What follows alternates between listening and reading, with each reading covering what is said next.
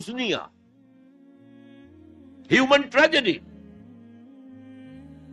آپ کو معلوم ہے گوتم بدھ کیا بپتا پڑی تھی اس پر کہ شہزادہ تھا کپل وستو کا، محل میں رہتا تھا، جوان بیوی تھی، ایک بچہ بھی، بیٹا وہ بھی تھا. جوان بیوی کو اور بیٹے کو چھوڑ کر جنگلوں میں نکل گیا. کیوں؟ اس نے دیکھا دنیا میں دکھ بہت ہے. کہیں وہ دیکھا اس نے اندھا ایک آدمی ہے، وہ ٹھوکریں کھا رہا، گر رہا. کہیں دیکھا کسی کا بچہ جو ہے عالم نزع میں ہے، کوئی کچھ نہیں کر سکتا، رو رہے پیٹ رہے. کہیں دیکھا جنازہ جا رہا، کندھے کے اوپر رکھ کر لے جا رہے. تو اس کے فکر کا مرکزی نقطہ کیا ہے؟ سروم دکھم، یہاں تو دکھ ہی دکھ ہے اور کچھ نہیں ہے. اس دکھ سے سیلویشن حاصل کرنے کے لیے وہ نکل گئے. اب کیا اسے ملا کیا نہیں ملا اسے چھوڑ دیجیے، لیکن ایک مثال تو ہے. محل کی زندگی چھوڑ کر، جوان بیوی کو چھوڑ کر، ایک چھوٹے بچے کو چھوڑ کر انسان نکلا ہے باہر. ان الانسان لفی خسر. دنیا کے اندر یہ تکالیف دیکھ کر اتنا متاثر ہو گیا، تو آخرت کی تکالیف وہ تو بہت بڑی ہے، بہت بڑی ہے، بہت بڑی ہے. قرآن مجید کے ہر صفحے کے اوپر جہنم کے کوئی نہ کوئی مناظر دکھا دیے گئے. کیا کھانے کو ملے گا؟ زقوم، جو پیٹ میں جائے گا تو کھولے گا جیسے کہ پانی کھول رہا ہو، اور پھر اس پر پیاس لگے گی تو حمیم ملے گا، گرم پانی یا پیپ، اور زخم کا دھون ملے گا. حضور کو شب معراج میں جو دکھائے گئے مناظر، عذاب کس کس دور سے انسانوں کو ہوگا. وَالْعَصْرِ إِنَّ الْإِنسَانَ لَفِي خُسْرٍ. اور میں عرض کر چکا ہوں خسرن ہے یہاں، الخسر نہیں ہے. الخسر ہوتا تو کوئی خاص خسارہ. خسرن یہ قاعدہ ہے عربی زبان میں، تنکیر نکرہ جو آتا ہے تفصیل کے لیے آتا ہے. بہت بڑا خسارہ، بہت بڑا گھاٹ.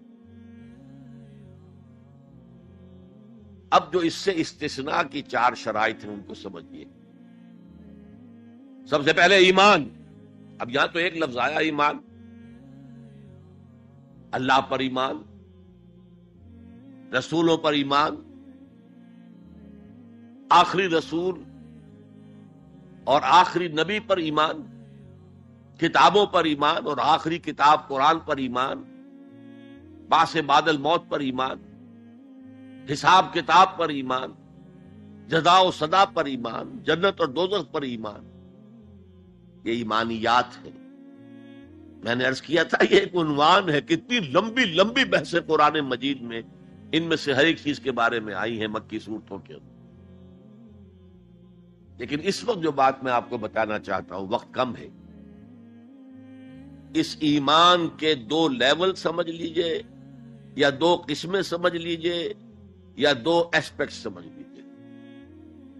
اور یہ مجھے امید ہے کہ بہت سے حضرات نے بچپن میں یاد کیا ہوگا. ایمان مجمل،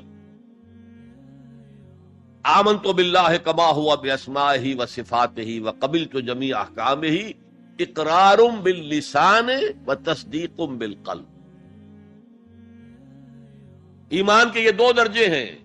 زبان سے اقرار، جو کہے، کسی مذہب کا ماننے والا ہو، ہندو ہو، سکھ ہو، پارسی ہو، عیسائی ہو، جو کہے اشہد ان لا الہ الا اللہ واشہد ان محمد رسول اللہ، ایسے ہے محسوس ہوتا ہے کہ ایک لائن کھچی ہوئی تھی، پہلے ادھر تھا فوراً ادھر آ گیا. یہ ہے اقرار باللسان. اس کی حیثیت قانونی ایمان کی ہے. ظاہر بات ہے مسلمان باپ کی وراثت مسلمان بیٹے کو جا سکتی ہے، بیٹا مسلمان نہیں ہے تو وراثت نہیں پہنچے گی. ہو از اے Muslim and who is not a مسلم، یہ لیگل کوسچن. مسلمان ریاستوں کے اندر دستور میں ہوگا کہ یہاں ہیڈ آف دی اسٹیٹ مسلمان ہوگا، تو کتنا بڑا لیگل کوسچن ہے کہ کون ہے واقعی مسلمان کون نہیں ہے. تو بہت اہم ہے. لیکن اس کا سارا معاملہ اس دنیا تک ہے کہ ہم ایک دوسرے کو مسلمان سمجھیں. میں اپنی بیٹی نکاح میں دے سکتا ہوں کسی مسلمان. اصل ایمان کیا ہے؟ تصدیق بالقلب. جب دل میں اتر جائے، دل میں کھپ جائے، وہ ہے اصل ایمان. ہم دنیا میں اس کو زیر بحث لا نہیں سکتے. ہمارے پاس کوئی آلہ نہیں ہے دل میں اتار کر دیکھ لیں ایمان ہے کہ نہیں ہے، کوئی نہیں. الیکٹرو کارڈیوگرام کر لیجئے، یہ تو پتہ چل جائے گا کہ اس میٹنگ کے اندر کچھ جو ہے irregularity ہے. اینجیو پلاسٹی کر لیجئے، معلوم ہو جائے گا کہ اتنی وینز بلاکڈ ہے. بس دل میں ایمان ہے یا نہیں، اس کا کوئی ذریعہ ہمارے پاس نہیں. لہذا دنیا میں ہم ایمان پر بحث ہی نہیں کر سکتے. ہم کسی کے بارے میں یہ نہیں کہہ سکتے یہ صاحب ایمان ہے اور یہ نہیں ہے. ہاں مسلمان ہے تو مسلمان کے جو حقوق ہیں اسے ملیں گے. وہ فاسق بھی ہو تو مسلمان ہے، فاجر بھی ہو تو مسلمان ہے، متقی ہو تب بھی مسلمان ہے، نیک ہو عبادت گزار ہو تب بھی مسلمان ہے. اور لیگلی اور کانسٹیٹیوشنلی ان میں کوئی فرق نہیں ہے. المسلم کفو لکل مسلم، امام ابو حنیفہ رحمۃ اللہ علیہ کا قول بہت اہم ہے. اتنی اہمیت تو اس کی ہے کہ ذرا سی ایک خطا ہو گئی تھی حضرت اسامہ ابن زید سے. حضور کو بہت محبت تھی اسامہ سے، اپنے پوتے کی طرح سمجھتے تھے، اس لیے کہ زید کو تو اپنا بیٹا بنایا ہوا تھا، زید ابن حارثہ کو. وہ تو بعد میں جب آیت اتری کہ یہ کوئی منہ بولا بیٹا اسلام میں کوئی شے نہیں ہے، ورنہ پہلے انہیں کہتے تھے زید ابن محمد، اس کے بعد دوبارہ وہ زید ابن حارثہ رہ گئے. لیکن محبت کتنی تھی زید سے، اور اس اعتبار سے گویا کہ حضرت اسامہ ابن زید وہ تو حضور کے پوتوں کے معنی. ان سے غلطی ہو گئی. ایک جنگ میں ایک کافر کے ساتھ مقابلہ ہوا دو بدو. اس کافر نے جب سمجھا کہ میری تو بس ہو گئی، اب میں مزید مقابلہ نہیں کر سکتا، اب میری جان اس کے ہاتھ میں ہے، اسامہ کے ہاتھ میں. انہوں نے پڑھ دیا کلمہ اشہد ان لا الہ الا اللہ واشہد ان محمد رسول اللہ. انہوں نے یہی سمجھا جو ہم ہوتے تو سمجھتے کہ جان بچانے کا ہیلا کر رہا ہے، لہذا گردن اڑا دی. کچھ دل میں اپنے خدشہ سا رہا یہ صحیح کام کیا میں نے یا نہیں، یا ہو سکتا ہے حضور کو کسی اور ذریعے سے اطلاع پہنچی ہو. طلب فرمایا اسامہ یہ تم نے کیا کیا؟ حضور اس نے جان بچانے کے لیے کلمہ پڑھا تھا، آپ نے نہیں کہا کہ تم غلط کر. ہلا شققنا قلبہ، تم نے اس کا دل چیر کے کیوں نہیں دیکھ لیا؟ یعنی نہ تم دل چیر کے دیکھ سکتے ہو، کیا تمہیں معلوم ہے؟ کیسے کہہ سکتے ہو یقین سے کہ اس نے جان بچانے کو کلمہ پڑھا؟ اور اے اسامہ کیا کرو گے قیامت کے دن جبکہ یہ کلمہ تمہارے خلاف استغاثہ لے کر آئے گا؟ تو اس کی بھی بہت بڑی اہمیت ہے. دنیا میں پورا لیگل اینڈ کانسٹیٹیوشنل نظام اسلام پر قائم ہے، اقرار باللسان پر قائم. لیکن اصل ایمان دل میں. یہ سورہ حجرات میں فرمایا گیا جو اس موضوع پر قرآن حکیم کی اہم ترین آیات. آیت نمبر 14 ہے یہ. قالت الاعراب آمنا قل لم تؤمنوا ولكن قولوا اسلمنا. اے نبی یہ بدو جو ہیں یہ کہہ رہے ہیں ہم ایمان لے آئے، دعویٰ کر رہے ہیں ایمان کا. آپ ان سے کہہ دیجئے تم ایمان ہرگز نہیں لائے ہو، یوں کہو کہ ہم مسلمان ہو گئے ہیں، ہم نے اطاعت قبول کر. وَلَمَّا يَدْخُلِ الْإِيمَانُ فِي قُلُوبِكُمْ، ابھی تک ایمان تمہارے دلوں میں داخل نہیں ہوا. اللہ تو کہہ سکتا ہے نا. یہ کون سے بدو تھے اصل میں جان لیجئے. اذا جاء نصر اللہ والفتح ورأيت الناس يدخلون في دین اللہ افواجا. جب حضور کو آخری فتح حاصل ہو گئی تو اب تمام قبیلوں نے باہم مشورہ کیا اپنی اپنی جگہ پر. It's no use resisting now. اب ہم مزید جو ہے محمد کا راستہ روک نہیں سکتے صلی اللہ علیہ وسلم. چلو چلے اور چل کر اسلام لے آئے. اب اس وقت جو اسلام لائے لوگ ان کی 3 حالتیں ہو سکتی تھی. ایک تو یہ کہ واقعی ایمان دیانت کے ساتھ، شعور کے ساتھ، خلوص کے ساتھ ایمان لائے تو وہ مومن ہو گئے. اور ایسا بھی ہو سکتا ہے کچھ لوگوں نے سوچا کہ اب تو ہمارا بس جو ہے نہیں چل رہا ہے، ابھی تو دبک جاؤ ذرا، پھر موقع کا انتظار کر کے کھڑے ہوں گے دوبارہ اور پھر ہم ان کو ختم کر دیں گے، جیسے کہ ہوا حضور کے انتقال کے بعد کتنے بڑے بڑے فتنے اٹھے، جھوٹے نبی کھڑے ہو گئے، مانعین زکوٰۃ کھڑے ہو گئے۔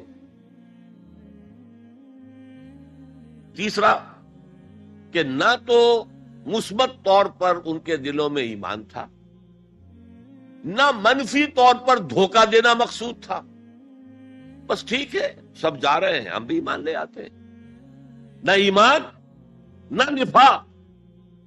وہ پہلے جنہوں نے دھوکہ دینے کے لیے اور ٹائم گین کرنے کے لیے اور اس لیے کہ اب ہمارا بس نہیں چل رہا ہے، پھر دیکھیں گے، پھر کھڑے ہوں گے، جو انہوں نے یہ کیا وہ منافق۔ جو صدق کے دل سے ایمان لائے وہ مومن، درمیان میں وہ جو رہ گئے وہ مسلم تو ہے، منافق بھی نہیں ہے، مومن بھی نہیں۔ اس بحث پر ایک عنوان قائم کیا ہے امام ابن تیمیہ نے، اثبات الاسلام بغیر الایمان، بغیر ایمان کے اسلام کا اثبات۔ اس لیے کہ جب قرآن یہ کہہ رہا ہے قالت الاعراب آمنا قل لم تؤمنوا ولكن قولوا اسلمنا ولما يدخل الايمان في قلوبكم، لیکن اگر تم اللہ اور اس کے رسول کی اطاعت کرتے رہے تو ہم تمہارے اعمال میں سے کچھ کمی نہیں کریں گے۔ اس کا مطلب کیا ہوا؟ منافق تو نہ ہوئے، اگر منافق ہوتے تو منافق کا تو کوئی عمل قبول نہیں، لہذا نہ مومن نہ منافق بلکہ مسلم، صرف مسلم، صرف مسلم۔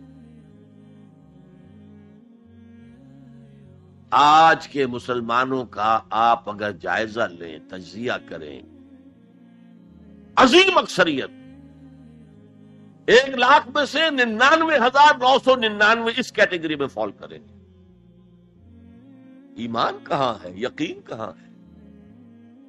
ہر شخص اپنے گریبان میں جھانکے مرنے کے بعد جی اٹھنے کا یقین ہے؟ کیا یقین ہے کہ اصل زندگی آخرت کی زندگی ہے؟ وَإِنَّ دَارَ الْآخِرَةَ لَهِيَ الْحَيَوَانُ، یقین ہے؟ یقین ہے کہ یہ قرآن اللہ کا کلام ہے؟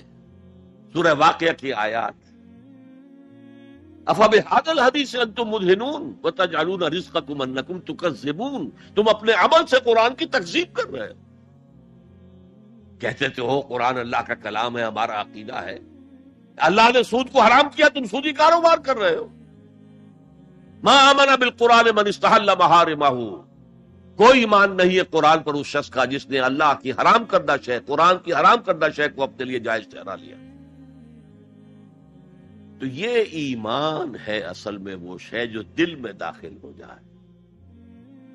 چنانچہ یہاں تو نفی کی گئی نا اس کی، تم اپنے آپ کو مسلمان کہہ سکتے ہو، مومن نہیں کہہ سکتے۔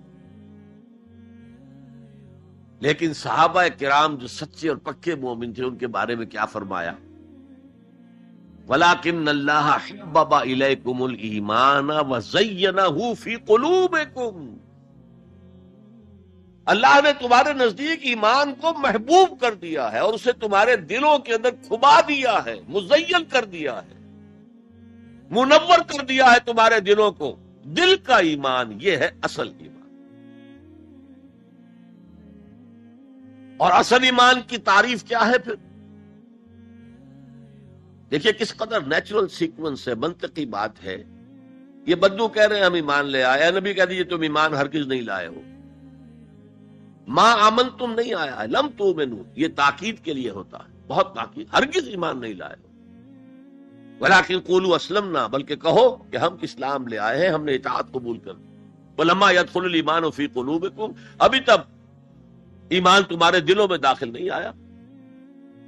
وَإِن تُطِيعُوا اللَّهَ وَرَسُولَهُ لَا يَلِدْكُم مِّنْ أَعْمَالِكُمْ شَيْئًا إِنَّ اللَّهَ غَفُورٌ رَّحِيمٌ، اس حالت میں بھی اگر تم اللہ اور اس کے رسول کی اطاعت کرتے رہو گے تو یہ اللہ تعالیٰ چونکہ غفور اور رحیم ہے، یہ رعایت کرے گا کہ تمہارے اعمال کو تسلیم کر لے گا اور اس کے اجر سے تمہیں محروم نہیں کرے گا۔ لیکن اصل سیکوینس جو میں بتا رہا تھا، اب اس آیت کے نتیجے میں سوال پیدا ہو گیا نا، ڈیفائن ایمان۔ What is ایمان? We want to be accepted as Momins. تو بتایا جائے ایمان کیا ہے، اس کے تقاضے کیا ہے. کانٹیکسٹ کے اعتبار سے یہ قرآن مجید کی اہم ترین آیت ہے ایمان کو ڈیفائن کرنے کے. انما المؤمنون الذین آمنوا باللہ ورسولہ ثم لم یرتابوا وجاہدوا باموالہم وانفسہم فی سبیل اللہ. مومن تو صرف وہ ہیں جو ایمان لائے اللہ پر، اس کے رسول پر، پھر شک میں ہرگز نہیں پڑے، یقین کی کیفیت ہو گئی. ابھی آپ نے سورہ تکاثر سنی تھی، عین الیقین، علم الیقین. ایک تیسرا درجہ اور ہے حق الیقین. یقین کے بھی 3 درجے ہیں، معمولی بات نہیں ہے. ایک ہے حدیث میں جسے کہا گیا احسان. حضرت جبرائیل نے حضور سے پوچھا اخبرنی عن الاحسان، آپ نے فرمایا ان تعبد اللہ. ایک روایت میں ان تعمل للہ ہے، تیسری روایت میں ان تخشى اللہ کانک تراہ فإن لم تکن تراہ فإنہ یراک. احسان یہ ہے کہ تم اللہ کی عبادت کرو یا اللہ کے لیے عمل کرو، بھاگ دوڑ کرو، یا اللہ کا خوف تمہارے دلوں میں ہو، اس طرح گویا کہ تم اللہ کو اپنی آنکھوں سے دیکھ رہے ہو. یہ احسان، یقین کا وہ درجہ. تو انما المؤمنون الذین آمنوا باللہ ورسولہ ثم لم یرتابوا، پھر انہوں نے شک ہرگز نہیں کیا. وجاہدوا باموالہم وانفسہم فی سبیل اللہ، اور پھر جہاد کیا انہوں نے اپنے مالوں کے ساتھ، اپنی جانوں کے ساتھ اللہ کی راہ. یہ ذرا تفصیل طلب مسئلہ ہے، جہاد سے مراد کیا ہے، کسی اور موقع پر انشاءاللہ اس پر روشنی ڈالوں گا. لیکن اس وقت موضوع کے اعتبار سے کیا بات تھی کہ ایمان کے 2 درجے ہیں. ایک ایمان قانونی ہے جو اقرار باللسان پر مبنی ہے، ایک ایمان حقیقی ہے جو قلبی یقین سے عبارت ہے. اب ایک نیا مسئلہ سامنے آتا ہے،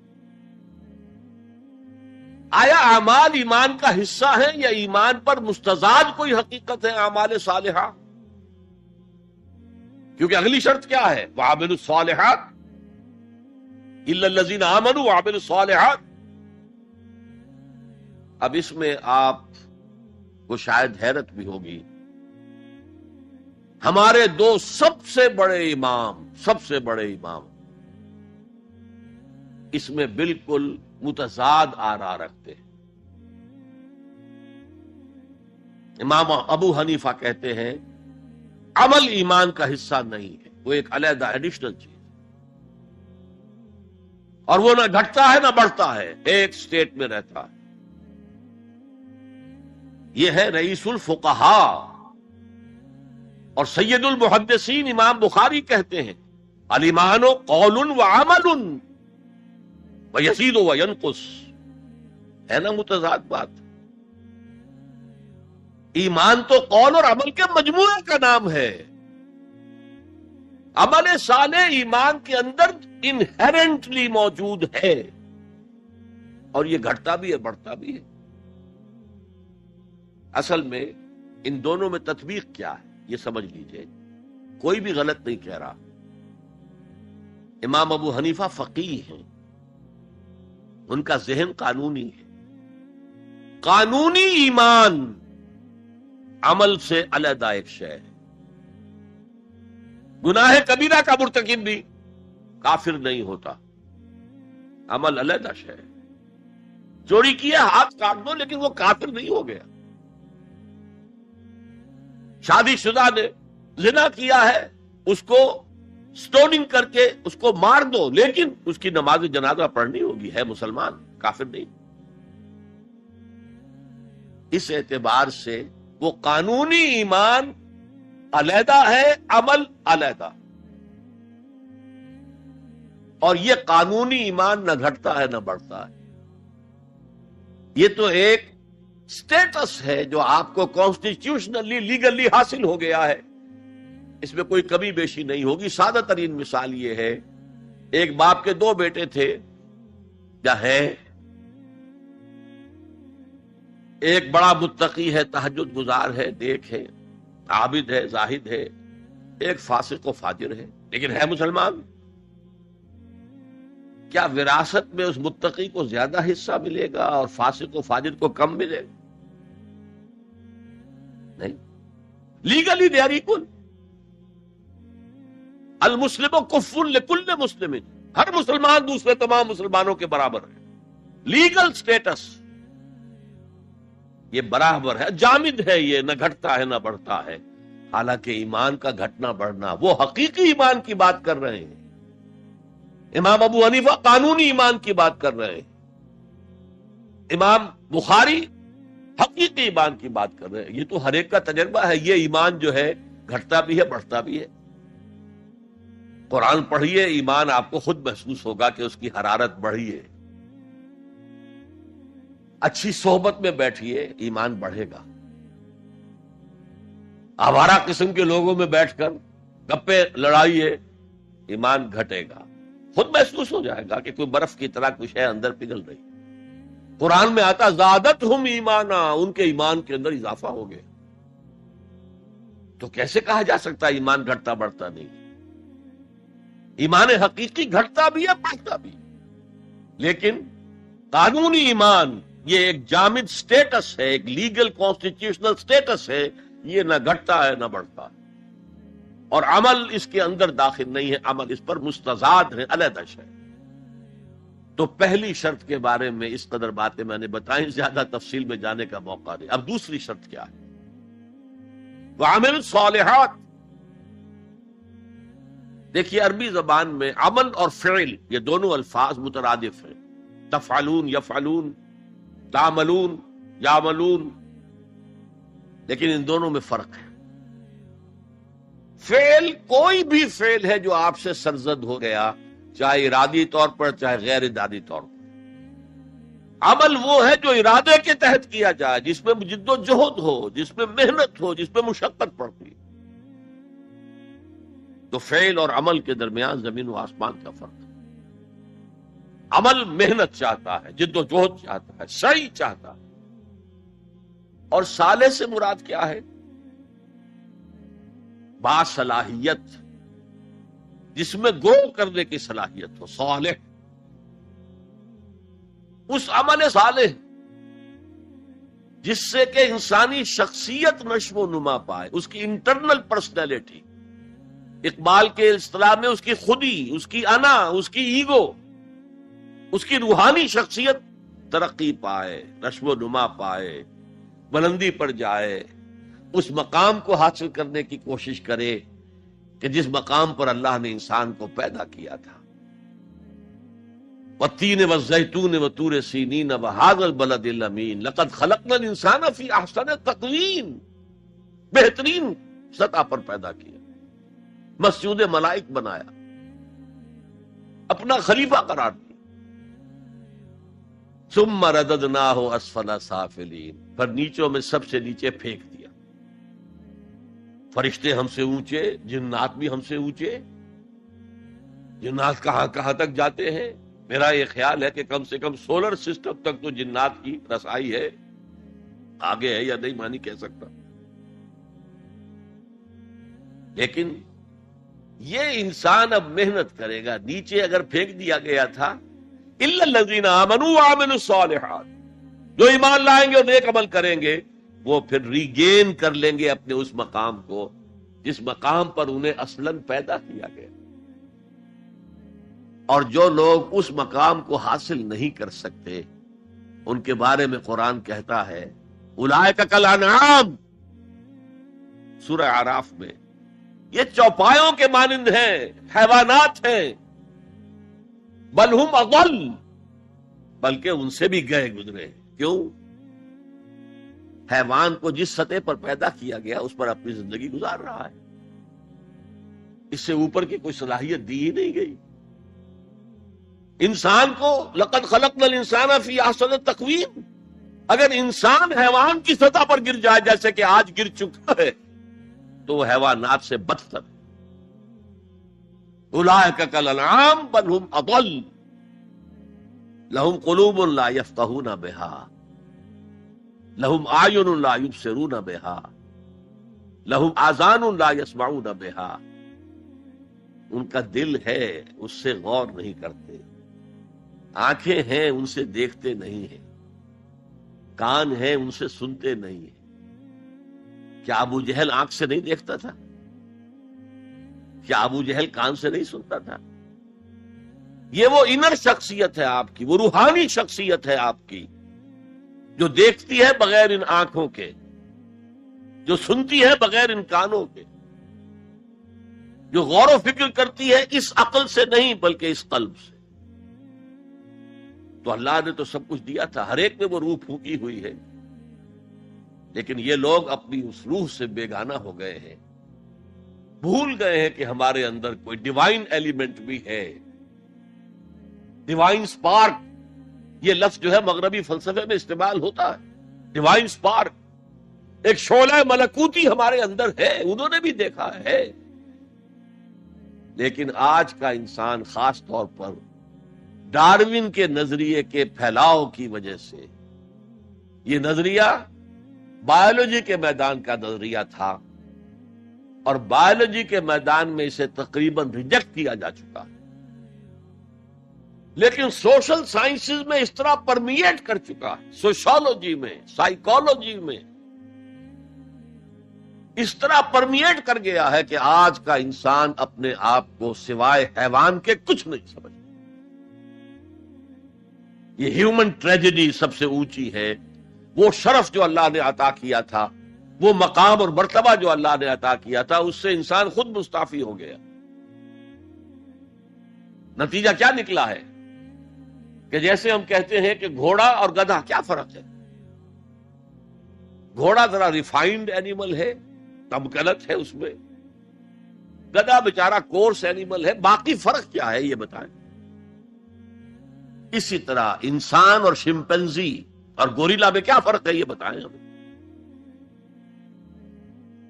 عمل صالح جو ہے وہ اس لیے ہے، اور یہ بھی نوٹ کر لیجئے، جب یہ سورت اتری تو عمل صالح سے کیا مراد تھا؟ شریعت تو ابھی نازل ہی نہیں ہوئی، عمل صالح ایک ہی تھا، ایک ان الذین قالوا ربنا اللہ ثم استقاموا، جنہوں نے کہا ہمارا رب اللہ ہے پھر جم گئے، چاہے مارا جا رہا ہے، چاہے دہکتے ہوئے انگاروں پر لٹایا جا رہا ہے۔ خباب بن الارت رضی اللہ تعالی عنہ لوہار تھے پیشے کے اعتبار سے، بلایا گیا، حضور پر ایمان لے آئے تھے، انگارے زمین پر بچھا دیے گئے، دہکتے ہوئے انگارے، کہا اتارو کرتا، اتار دیا، لیٹ جاؤ، لیٹ گئے انگاروں کے اوپر، اس لیے کہ حضور کا حکم یہ تھا چاہے تمہارے ٹکڑے کر دیں، چاہے تمہیں بھون دیں، تم نے کوئی جوابی کارروائی نہیں کرنی، کفو ایدیکم، اپنے ہاتھ بندے رکھو۔ قرآن میں تو یہ کہیں جا کر سورہ نساء میں حکم آیا ہے، ایک زمانہ تھا جب کہ تمہیں حکم تھا کہ اپنے ہاتھ روکے رکھو، مکے میں یہ حکم حضور نے دیا تھا، لہذا لیٹ گئے، پیٹھ کی کھال جلی، چربی پگھلی، اس سے وہ انگارے ٹھنڈے ہوئے۔ ان الذین قالوا ربنا اللہ ثم استقاموا، پھر جم گئے۔ یا صرف ایک عبادت دی گئی تھی، راتوں کو کھڑے رہا کرو، یا ایھا المزمل قم اللیل الا قلیلا نصفہ او انقص منہ قلیلا او زد علیہ ورتل القرآن ترتیلا۔ اے کمبل میں لپٹ کر لیٹنے والے صلی اللہ علیہ وسلم، کھڑے رہا کرو رات کو سوائے تھوڑے سے حصے کے، نصفہ، آدھی رات، اب انقص منہ قلیلا، یا اس میں سے کچھ کم کر لو تو ایک تہائی رات، اور زد علیہ ہے، یا آدھی رات پر اور اضافہ کرو تو دو تہائی رات، اور قرآن پڑھتے رہو پڑھتے رہو پڑھتے رہو پڑھتے رہو۔ حالانکہ قرآن کتنا نازل ہوا تھا ابھی؟ کیا یہ 30 پارے موجود تھے؟ جو چند آیتیں اتری ہیں، repeat and repeat and repeat and repeat, hammer them down into your heart and brain، یہ عبادت تھی۔ باقی نہ ابھی 5 وقتہ نماز ہے، نہ روزہ ہے، کوئی شے نہیں، نہ سود حرام ہے، نہ شراب حرام ہے، تو عمل الصالحات اب ہمارے سامنے جب آئیں گے تو اس کے دو حصے ہیں. ایک بیسک ہیومن موریلٹی، وہ چیزیں جو تمام ادیان، تمام مذاہب، تمام فلسفوں کے اندر مشترک ہیں. جھوٹ بولنا برا ہے، سچ بولنا اچھا ہے. وعدہ پورا کرنا اچھا ہے، وعدہ خلافی کرنا برا ہے. کسی کی ضرورت پوری کر دینا اچھا ہے اور کسی کو جھڑک دینا برا ہے. والدین کی خدمت کرنا اچھا ہے اور اس سے اعراض کرنا برا ہے. کون نہیں جانتا؟ یہ تو ہے بیسک موریلٹی جو مکی صورتوں میں شروع میں آئی ہے، بہت بہت تکرار کے ساتھ. ارأیت الذی یکذب بالدین فذلک الذی یدعو الیتیم ولا یحض علی طعام المسکین. کیا تم نے دیکھا اس شخص کو جو جزا و سزا کا منکر ہے، آخرت کا منکر ہے؟ وہی تو ہے جو یتیم کو دھکے دیتا ہے اور مساکین کو کھانا خود کھلانا تو درکنار، کسی اور کو بھی کہنے کو تیار نہیں ہے کہ کھانا کھلا دو. پتہ نہیں پلٹ کر وہ کہہ دے تم کیوں نہیں کھلاتے. ویل لکل ہمزۃ لمزہ، ہلاکت ہے ہر اس شخص کے لیے جو رو در رو عیب چینی کرتا ہے یا پیچھے برائی کرتا ہے، طنز کرتا ہے. ویل لکل ہمزۃ لمزہ الذی جمع مالا وعددہ، مال جمع کرتا ہے، گنتا رہتا ہے. اب میرا بیلنس شیٹ یہاں آ گیا ہے، اب بیلنس شیٹ یہاں آ گیا ہے، پہلے اتنے کروڑ کے ایسٹس تھے، آج اتنے کروڑ کے. اسی حساب کتاب میں بیسک ہیومن موریلٹی اور شریعت کے احکام یہ دونوں آئیں گے. اب وہ شریعت پوری ہو چکی محمد رسول اللہ صلی اللہ علیہ وسلم پر، اب ہمیں اس پر عمل کرنا ہے. اور یہ کوئی بوجھ نہیں ہے، یہ ہماری شخصیت کی نشو و نما کے لیے. میں ایک مثال دیا کرتا ہوں. آپ کسی پہاڑی اسٹیشن کی طرف جا رہے ہوں، گرما کا صدر مقام کوئی ہوتے ہیں پہاڑی، شملہ ہوتا تھا کبھی، تو آپ دیکھیں گے سڑک پر جا بجا نشانات لگے ہوئے. یہاں سپیڈ کم کر لو ورنہ ٹرن ایسا آ رہا ہے کہ ہو سکتا ہے کہ سپیڈ کم نہ ہو تو تمہاری گاڑی جو ہے وہ سیدھی کھائی میں جائے. تو یہ جو کوشنز ہیں یہ اس کی بھلائی کے لیے ہے. آدمی کہے خامخواہ ہمارے اوپر پابندی لگا رکھی ہے، یہ نہیں، تمہاری بھلائی کے لیے. شریعت تمہاری بھلائی کے لیے، تمہاری شخصیت کے صحیح نشو و نما کے لیے، تاکہ تم اس مقام پر پہنچ جاؤ جس مقام پر کہ اللہ تعالیٰ نے تمہیں پیدا کیا تھا. والتین والزیتون وطور سینین وہذا البلد الامین لقد خلقنا الانسان فی احسن تقویم. اچھا اب ذرا چند احادیث سن لیجئے. حقیقی ایمان کے اعتبار سے میں نے آپ کو بتایا امام بخاری کے نزدیک عمل علیحدہ نہیں ہے، ایمان کا جز ہے، اور بے شمار احادیث اس پر دلالت کرتی ہیں. حضور فرماتے ہیں صلی اللہ علیہ وسلم واللہ لا یؤمنو واللہ لا یؤمنو واللہ لا یؤمنو، خدا کی قسم فلاں شخص مومن نہیں ہے، خدا کی قسم وہ مومن نہیں ہے، خدا کی قسم وہ مومن نہیں. صحابہ لرز گئے، کانپ گئے. کون ہے بدبخت اور شقی جس کے بارے میں اللہ کے رسول 3 مرتبہ اللہ کی قسم کھا کر کہہ رہے ہیں کہ وہ مومن نہیں؟ پوچھا گیا من یا رسول اللہ، اللہ کے رسول کون؟ فرمایا الذی لا یامن جارہ بوائقہ، وہ شخص جس کی ایذا رسانی سے اس کا پڑوسی امن میں نہیں ہے، چین میں نہیں. کیسے سیپریٹ کریں گے ایمان کو عمل سے؟ ہے کوئی آری جو کاٹ دے ان کو علیحدہ علیحدہ کر دے؟ لیکن یہ حقیقی ایمان کی بات ہے، قانونی ایمان کی بات نہیں ہے. ویسے یہ تو کوئی گناہ کبیرہ بھی نہیں، یہ تو کج خلقی ہے نہ صرف، لیکن اس کے اوپر 3 دفعہ قسم کھائی جا رہی ہے مومن نہیں ہے، نہیں ہے، نہیں. فرمایا لا یزنی الزانی حین یزنی وہو مومن، کوئی زانی حالت ایمان میں زنا نہیں کرتا. وہ ایمان 2 کوڑی کا نہیں کہ جو دل میں موجود ہو اور پھر کوئی شخص زنا کرے، تو کیا قیمت ہے اس ایمان کی؟ 2 کوڑی نہیں. ولا یسرق السارق حین یسرق وہو مومن، اور نہ ہی کوئی چور جب چوری کرتا ہے تو وہ مومن ہوتا ہے. وَلَا يَشْرَبُ الْخَمْرَ حِينَ يَشْرَبُ وَهُوَ مُؤْمِنٌ، اور نہ کوئی شرابی شراب پیتا ہے تو اس وقت مومن ہوتا ہے، مومن نہیں ہوتا. ہاں توبہ کرے تو ایمان واپس آ جائے. إِلَّا الَّذِينَ تَابُوا وَآمَنُوا وَعَمِلُوا الصَّالِحَاتِ وَعَمِلَ عَمَلًا صَالِحًا فَأُولَٰئِكَ يُبَدِّلُ اللَّهُ سَيِّئَاتِهِمْ حَسَنَاتٍ. ہاں جو گناہ کرنے کے بعد توبہ کریں اور ایمان لائیں، تجدید ایمان کریں، اس لیے کہ گناہ کی وجہ سے ایمان زائل ہو گیا. ویسے بعض احادیث سے یہ بھی معلوم ہوتا ہے کہ جب وہ گناہ کر رہا ہے اس وقت وہ ایمان دل سے نکل جاتا ہے، لیکن ایک پرندے کے مانند اس کے سر پر چکر لگاتا رہتا ہے. جب گناہ سے فارغ ہو جاتا ہے تو ایمان واپس آ جاتا ہے. یہ اللہ کا بڑا فضل اور کرم ہے. جیسے کہ وہاں کہا گیا تھا کہ ایمان تو نہیں لائے ہو پھر بھی وَإِن تُطِيعُوا اللَّهَ وَرَسُولَهُ لَا يَلِدْكُم مِّنْ أَعْمَالِكُمْ شَيْئًا إِنَّ اللَّهَ غَفُورٌ رَحِيمٌ. اگرچہ تم مومن نہیں ہو لیکن اس حالت میں بھی اگر تم اللہ کی اور اس کے رسول کی اطاعت کرتے رہو گے تو اللہ تمہارے اعمال کے اجر و ثواب میں کوئی کمی نہیں کرے گا. کیوں؟ اللہ غفور ہے، رحیم ہے. یہ اس کی شان غفاری، شان رحیمی کا صدقہ ہے.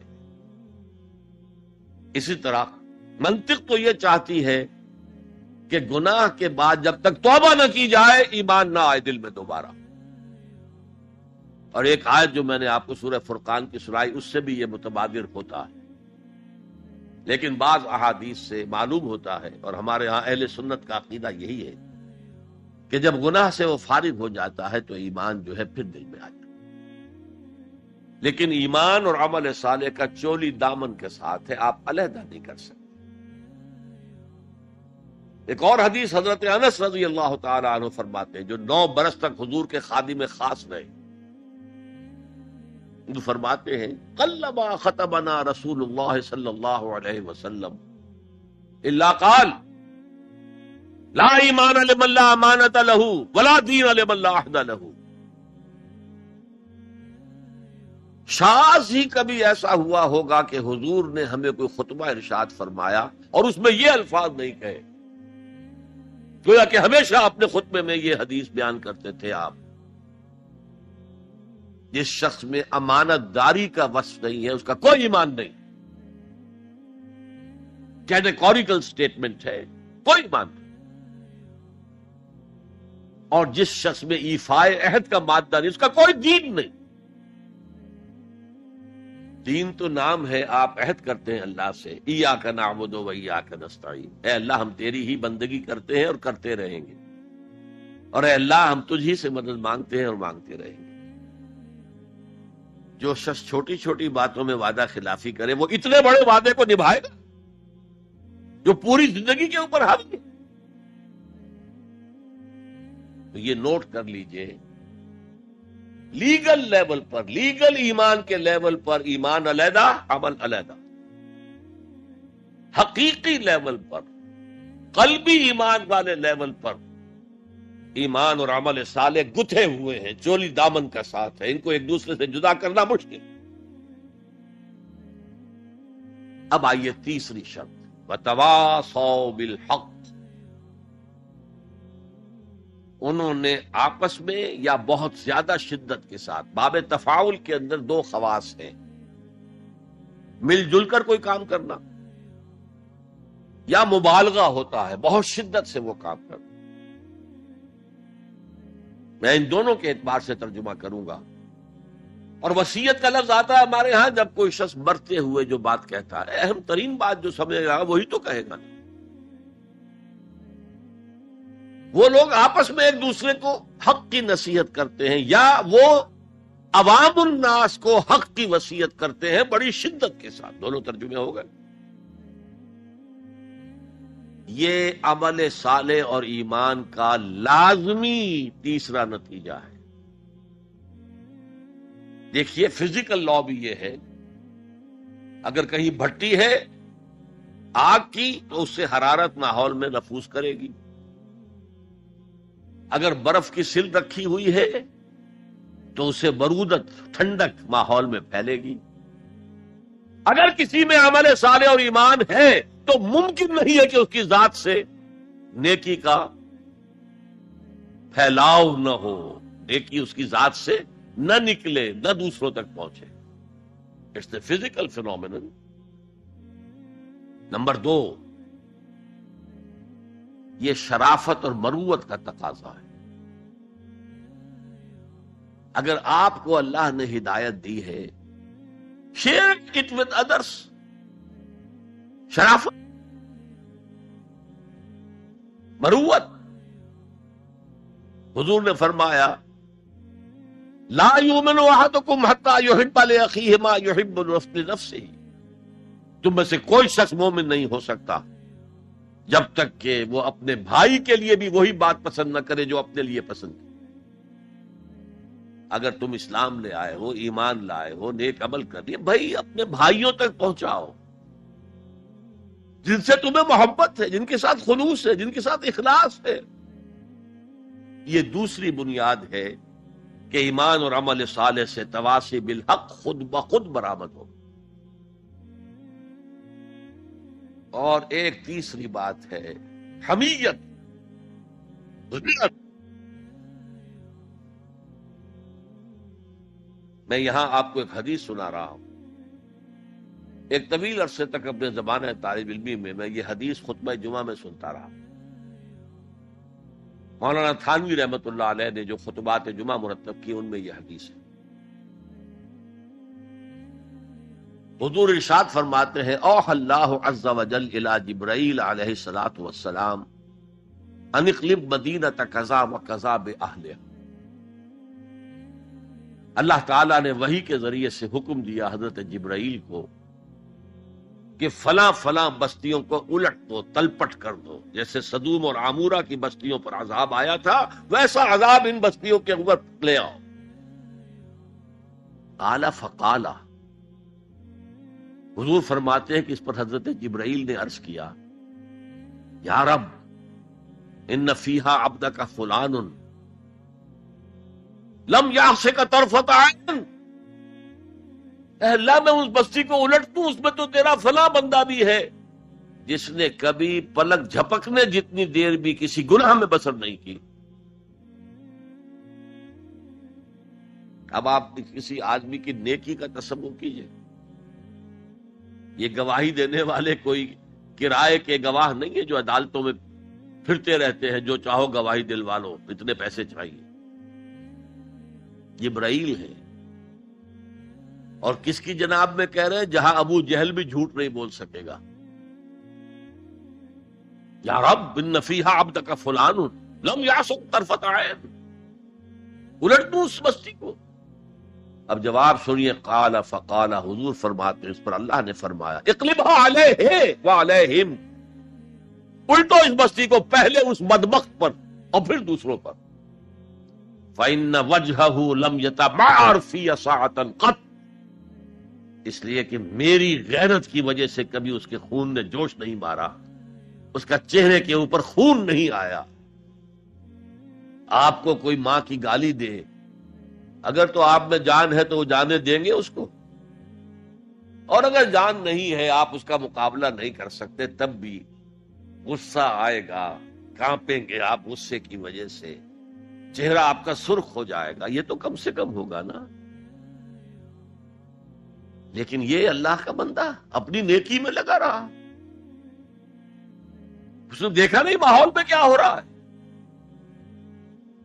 ماحول میں اللہ کی شریعت کی دھجیاں بکھیری جا رہی ہیں، ماحول میں اللہ کے احکام پاؤں پہلے رونے جا رہے ہیں، یہ لگا رہا تو فقط اللہ اللہ اللہ، یہ زیادہ بڑا مجرم ہے، لہذا بستی کو پہلے اس پر پلٹو اور پھر دوسروں پر۔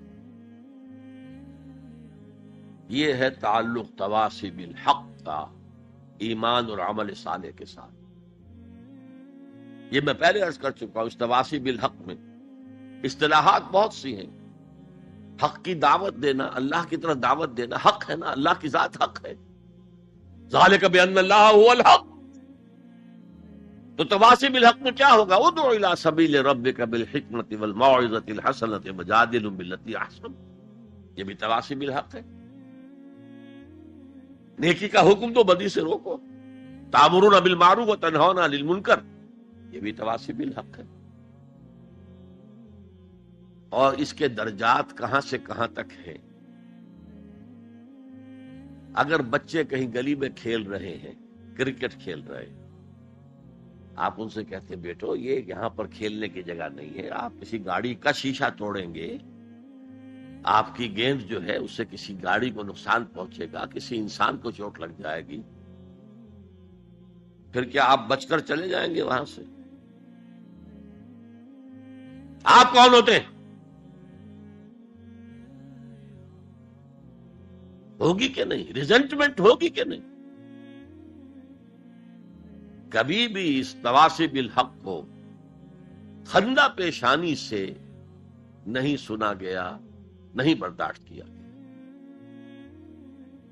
اور اگر کچھ لوگ سمجھتے ہیں کہ ہم تواصی بالحق کر رہے ہیں، پھر بھی معاشرہ اس سے کچھ نہ کہے، انہیں کوئی تکلیف نہ پہنچائے، اس کا مطلب ہے انہوں نے حق کا کوئی ایسا حصہ لیا ہے کہ جو لوگوں کی دکھتی رگ کو نہیں چھیڑتا، اس سے بچ بچ کر چل رہے۔ اگر وہ حق کامل ہو تو باطل کبھی تسلیم نہیں کرے، باطل ریٹیلیٹ کرے۔ اب آپ سنیے ایک اور بات، یہ چھوٹا حق تھا کہ بیٹو یہاں نہ کھیلو، کسی گراؤنڈ میں جا کر کھیلو۔ سب سے بڑا حق کیا ہے؟ اس کائنات کا خالق، مالک اور حاکم اللہ، اس کا حکم یہاں نافذ ہونا چاہیے، یہ حق ہے۔ اگر نہیں ہے تو اللہ کے خلاف بغاوت ہے۔ اس کی آپ اگر تلقین کریں گے تو آپ ایگزسٹنگ سسٹم کے باغی قرار پائیں۔ پوری دنیا میں secularism, sovereignty of the people, تم کیا کہہ رہے ہو؟ تمہاری یہ ڈفلی کیا بجا رہی ہے؟ خدا کی ساورنٹی، یہ سب سے بڑا حق ہے۔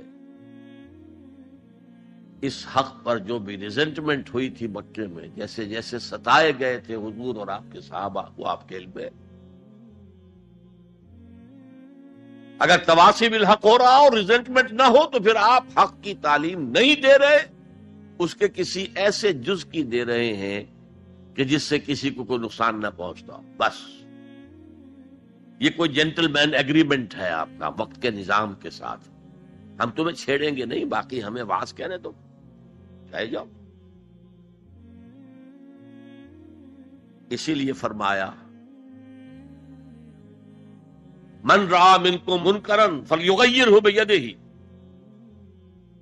جو شخص تم میں سے کسی منکر کو دیکھے، کسی بدی کو دیکھے، کسی خلاف حق بات کو دیکھے، اس کا فرض ہے کہ اسے طاقت کے ساتھ اپنے ہاتھ سے روکے۔ فإن لم يستطع، اگر اس کی طاقت نہ ہو، فبلسانہ، تو زبان سے تو کہہ دو کہ خدا کے بندے یہ کام نہ کرو، یہ غلط ہے، یہ حرام کام ہے، اللہ کے غضب کو دعوت نہ دو، یہ تو کہہ دو۔ اور اگر زبانوں پر بھی تالے ڈال دیے گئے ہوں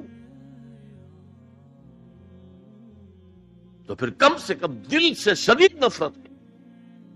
اگر یہ بھی نہیں ہے تو پھر ایمان نہیں۔ ذالک اضعف الایمان، یہ ایمان کا کمزور ترین درجہ ہے۔ من رأى منکم منکرا فلیغیرہ بیدہ فإن لم يستطع فبلسانہ فإن لم يستطع فبقلبہ وذالک اضعف الایمان، یہ ایمان کا کمزور ترین درجہ ہے۔ اگر یہ بھی نہیں ہے، بدی کو پھیلتے ہوئے، پھلتے ہوئے، پھولتے ہوئے ہم دیکھ رہے ہوں اور ہماری نیند میں بھی خلل نہ آئے، ہماری غیرت جوش میں نہ آئے، ہم اس کو بدلنے کی کوئی صحیح نہ کریں، ہمیں اس کا افسوس تک نہ ہو، وائے ناکامی مکائے کارواں جاتا رہا، کارواں کے دل سے احساس زیاں جاتا رہا، تو پھر ایمان کا کیا سوال؟ اسی مضمون کی ایک اور حدیث ہے، یہ حضرت ابو سعید الخدری رضی اللہ تعالیٰ عنہ سے، اور مسلم شریف کی روایت ہے جو میں نے آپ کو سنائی، اسی مسلم شریف میں عبداللہ ابن مسعود سے روایت ہے، قال النبی صلی اللہ علیہ وسلم ما بعث اللہ من نبی فی قومہ من قبلی الا کان لہ اصحاب وحواریون یاخذون بامرہ ویقتدون بسنتہ۔ اللہ تعالیٰ نے جس قوم میں بھی کسی نبی کو مبعوث کیا، اس میں اس کے کچھ نہ کچھ صحابہ، کچھ حواری ہوتے تھے، تھوڑے ہوں زیادہ ہوں، وہ کیا کرتے تھے؟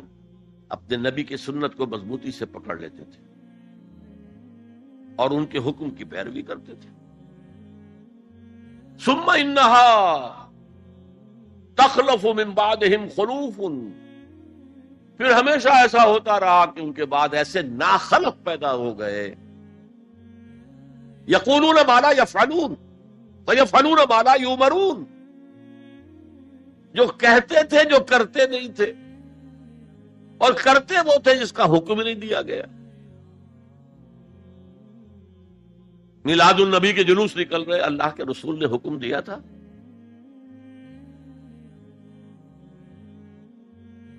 کرتے وہ ہیں جس کا حکم نہیں دیا گیا۔ یفعلون ما لا یؤمرون ویقولون ما لا یفعلون، اور کہتے وہ ہیں جو کرتے نہیں ہیں۔ اب سنیے، فمن جاہدہم بیدہ فہو مومن، جو ایسے لوگوں کے خلاف، مسلمان ہوں گے نا وہ، ثم انہا تخلف من بعدہم خلوف، یہ غیر مسلموں کی بات نہیں ہو رہی ہے، مسلمانوں کی، مسلمان حکمران آئے تھے۔ فمن جاہدہم بیدہ فہو مومن، جو کوئی ان کے خلاف جہاد کرے گا ہاتھ سے، طاقت سے، وہ مومن ہوگا۔ ومن جاہدہم بلسانہ فہو مومن، اور جو ان سے جہاد کرے گا زبان سے، وہ مومن ہوگا۔ ومن جاہدہم بقلبہ فہو مومن، جو دل سے جہاد کرے گا، یعنی دل سے شدید نفرت رکھے گا، فہو مومن، وہ بھی مومن ہوگا۔ ولیس وراء ذلک من الایمان حبۃ خردل، اس کے بعد تو ایمان رائی کے دانے کے برابر بھی نہیں۔ یہ ہے تواصی بالحق، حق کی وصیت کرنا۔ اچھا، اس میں جو دوسرا پہلو میں نے گنوایا تھا، ایک ہے اس کا عام مفہوم، لوگوں کو پوری شدت کے ساتھ حق کی طرف دعوت دینا، حق کی وصیت کرنا، امر بالمعروف کرنا، نہی عن المنکر کرنا، دین کی طرف بلانا۔ ایک یہ آپس میں حق کی وصیت کرنا۔ یہاں سے تصور ابھرتا ہے کہ جو لوگ ایمان اور عمل صالح کی وادیوں میں سے گزر رہے ہوں، انہیں ایک جماعتی شکل میں ہونا چاہیے، اور اس جماعت کی روح ہونی چاہیے تواصی بالحق۔ آپ کا ایک بھائی غلطی کر رہا ہے، روکیے اس کو۔ آپ کا ایک ساتھی اس کی کچھ ہمت جواب دے رہی ہے، اس کو حوصلہ دیجیے، اس کو بڑھائیے۔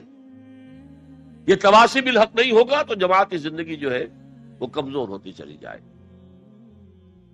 اس کو مولانا فراہی رحمت اللہ علیہ نے لکھا ہے کہ اس تواصی سے پہلے تو ایک جماعتی زندگی لازم آتی ہے، اور پھر نظام خلافت کا قیام لازم آتا ہے۔ اس لیے کہ ایک کام ہے یہ تواصی بالحق کا جو ہم اپنے معاشرے میں کریں، ایک ہے اس کا کام جو پوری عالمی سطح پر ہو۔ یہ عالمی سطح پر کون کرے گا؟ جب خلافت کا نظام قائم ہوگا تب وہ عالمی سطح پر ہو۔ تو وجوب قیام خلافت، یہ مولانا فراہی نے اپنی تفسیر سورۃ العصر کے اندر بیان کیا۔ یہ تواصی کے لفظ، اور یہ جماعتی زندگی نوٹ کر لیجئے۔ حضور نے فرمایا ید اللہ علی الجماعہ، اللہ کا ہاتھ جماعت کے اوپر ہوتا، یعنی اللہ کی تائید، اللہ کی نصرت جماعت کے ساتھ منحصر۔ حضرت عمر فرماتے لا اسلام الا بالجماعہ ولا جماعہ الا بالامارہ ولا امارہ الا بالاطاعہ، جماعت کے بغیر کوئی اسلام نہیں، اور امارت کے بغیر کوئی جماعت نہیں۔ اور اطاعت کے بغیر کسی امیر کا کوئی فائدہ ہی نہیں، اس کا حکم مان۔